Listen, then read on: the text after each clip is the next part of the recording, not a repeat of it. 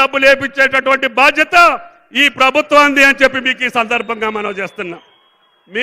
మాకు బ్యాంకులు ఇచ్చినటువంటి అకౌంట్ ప్రకారం 40 లక్షల ఖాతాలు పైన మాకు ఇచ్చారు. గత 5 సంవత్సరాల్లో పంట రుణాలు తీసుకున్నటువంటి తెలంగాణ రైతుల యొక్క ఖాతాలు మాకు ఇవ్వమని చెప్తే 32 బ్యాంకుల్లో వచ్చినటువంటి ఖాతాలు 42 లక్షల ఖాతాలు మాకు వచ్చినాయి. ఆ 42 లక్షల ఖాతాలకి ఎంత డబ్బు అవసరం అవుతుంది అని చెప్పి మేము చూస్తే సుమారు 31 వేల కోట్లు కావాలని చెప్పారు. ముఖ్యమంత్రి గారు పర్వాలేదు, నేను మాట ఇచ్చాను, మనందరం కలిసి మన మాట నిలుపుకోవాలి, లేకపోతే ఈ ప్రభుత్వానికి అర్థమే ఉండదు అని చెప్పి ఆయన వాగ్దానం చేశారు. ఆ వాగ్దానం యొక్క ఫలమే ఇవాళ తెలంగాణ రాష్ట్ర రైతుల పండగ వైరా గడ్డ మీద జరుగుతుంది అని చెప్పి మీకు ఈ సందర్భంగా మనం చేస్తున్నాం. కాబట్టి ఈ పండుగలో పాల్గొన్నటువంటి వేలాది మంది రైతు సోదరీమణులందరికీ రాష్ట్ర ప్రభుత్వ పక్షాన ధన్యవాదాలు తెలియజేస్తూ, కొంతమందికి రాలేదు, మాకు వాట్సాప్లు చేయండి, మేము మాట్లాడతామని చెప్పి కొన్ని పార్టీలు చెప్తున్నాయి.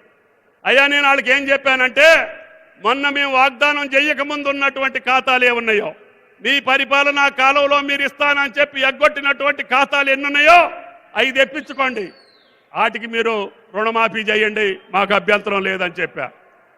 మొదటిసారి ఏమో 4 దఫాలు ఇచ్చారు, వడ్డీకి సరిపోలేదు. రెండోసారి ఏమో వాగ్దానం చేశారు, ఎన్నికల ముందు రింగ్ రోడ్డు అమ్మి సగం ఇచ్చి సగం మానేశారు. ఆ సగంతో పాటు ఈ 4-5 సంవత్సరాలు ఏ ఊరికైతే పంట రుణం ఉందో అన్నీ ఇస్తామని చెప్పాం. వాస్తవంగా అయితే రాహుల్ గాంధీ గారు వరంగల్లో చెప్పిన నాటి నుంచే మేము రుణమాఫీ చేయాలి.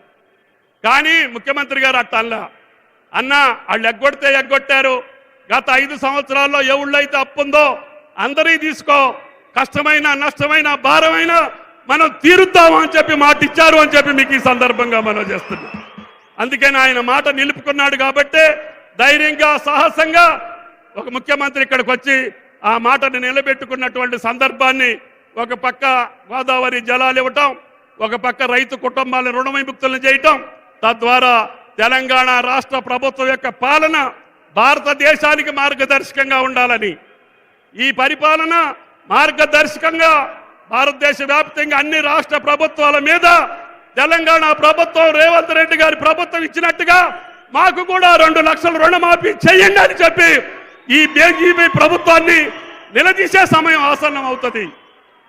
భారతదేశం మొత్తానికి తెలంగాణ ప్రభుత్వం ఒక దిక్సూచిగా ఉండాలని, మన మోడల్నే భారతదేశం ఆచరించాలని, అది ఇరిగేషన్ అయినా, వ్యవసాయం అయినా, ఐటీ అయినా, ఇండస్ట్రీ అయినా తెలంగాణను చూసి నిన్న ముఖ్యమంత్రి గారు చెప్పారు, నాకు ఈ రాష్ట్రాలతోటి పోటీ కాదు, నాకు ఈ ప్రపంచంతో పోటీ.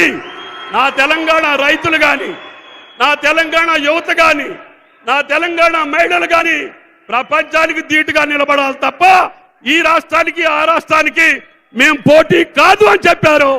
ఆ మాటని నిరూపించాలి, ఆ మాటని నిజం చేయాలి, ఆయన ఇంకా శక్తివంతుడు చేయాలి. ఆ శ్రీరామచంద్రుడి దయ వల్ల ఆయనకి ఇంకా శక్తినిచ్చి మన అందరి కార్యక్రమాలు, సీతారామ కావచ్చు, రుణమాఫీ కావచ్చు, ఈ జిల్లానే కాదు ఈ రాష్ట్రాన్ని సస్యశ్యామలం చేసి రైతుని ఆనందంగా నిలిపి ఆయన మామూలు చిరునవ్వు చూసి ఈ తెలంగాణ ప్రభుత్వాన్ని ముఖ్యమంత్రిని ఆశీర్వదిస్తారని చెప్పి మీ దగ్గరకు తీసుకొచ్చాను.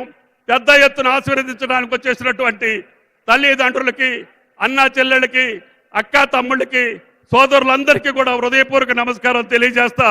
మీ అందరికీ కూడా స్వాతంత్ర దినోత్సవ శుభాకాంక్షలు.